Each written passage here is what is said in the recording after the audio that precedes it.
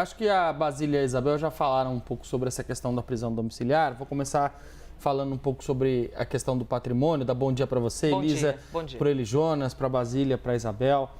O patrimônio do Fernando Collor foi derretendo ao longo dos últimos anos. Ele tinha 20 milhões de reais e 300 mil declarados à Justiça Eleitoral no ano de 2014, que foi quando ele ganhou a eleição para senador. Logo depois de onde teriam acontecido esses desvios, né, nesse período entre 2010 e 2014. Então, em 2014, ele declara para a Justiça Eleitoral possuir 20 milhões de reais em bens. E na última eleição que concorreu ao governo do estado de Alagoas em 2022, o valor caiu para 6 milhões de reais. Então, de 20 para 6, uma perda de 70% do valor do patrimônio. E isso, obviamente, sem as correções inflacionárias, né? Porque 20 milhões de reais lá atrás era muito mais do que 20 milhões de reais no dinheiro de hoje. E o que tem de explicação, entendimento para essa diminuição de aproximadamente 14, 15 milhões de reais? Pois é, a família do Collor teve vários problemas ali, brigas de família em termos relacionados às empresas que eles têm, né? Eles têm um grupo de comunicação, a Gazeta, lá em Alagoas, que tem site, rádio, TV. Então tem uma briga sucessória aí que também influenciou no impacto desses negócios, que foram se desvalorizando também ao longo dos tempos. Mas se você olha a lista de patrimônios e compara uma com a outra, lá atrás, por exemplo, tinha mais empréstimos, tinha mais carros, tinha mais apartamentos, terrenos, isso tudo foi diminuindo. Ainda assim, o patrimônio dele hoje, quando você olha, é o patrimônio de um milionário. Você tem 6 milhões de reais. Fora que quando você tem a declaração do patrimônio, muitas vezes os valores dos imóveis são valores venais, são valores subdimensionados na declaração. Quando o imóvel na vida real vale muito mais do que aquilo. Então, por exemplo, tem uma casa em Campos do Jordão, na Serra da Mantiqueira, aqui em São Paulo, que vale 4 milhões de reais no papel. Só a casa? Só a casa. Pode ser que ela valha muito mais. É uma cidade de alto padrão aqui da região serrana de São Paulo e que tem grandes imóveis de luxo. Na declaração dele tem 2 lanchas, tem jet ski, tem um carro de 180 mil reais, um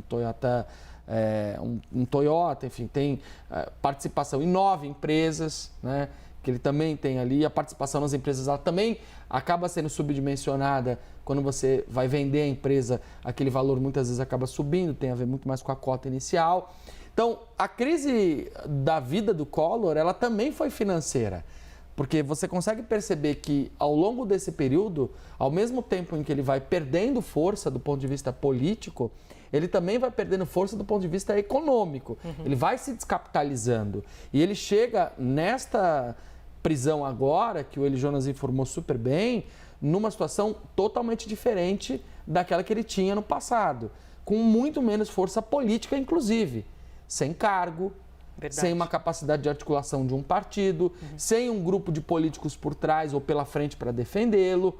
Você veja que até o Chiquinho Brazão, que foi cassado agora, teve mais gente articulando por ele ali do que efetivamente o Collor nesses momentos difíceis. Então, poder político reduzido. Reduzido. Ao perder a eleição de 2022, ele sai do páreo com menos de 15%, no terceiro lugar, ele acaba perdendo também um pouco da força e da influência que já foi muito grande no estado do Alagoas, no passado, que é um dos estados... Bom, eu particularmente acho o mais bonito do Brasil, mas é um dos estados mais importantes para a política. Poderíamos debater isso, mas de fato está ali entre os cinco mais bonitos. Bom, vocês viram aqui então que nós estamos completos de informação, cada um trazendo um ponto. Isso é muito interessante, né, nessa pegada de análise, de apuração dos nossos analistas, porque cada um vai pegando um ponto, porque alguém respondeu um analista, porque tal analista consegue avançar, e a gente vai aos poucos abrindo toda essa história, retomando tudo isso que a gente está fazendo aqui. Se você eventualmente acabou de chegar, Fernando Collor de Mello, ex-presidente da República, foi preso,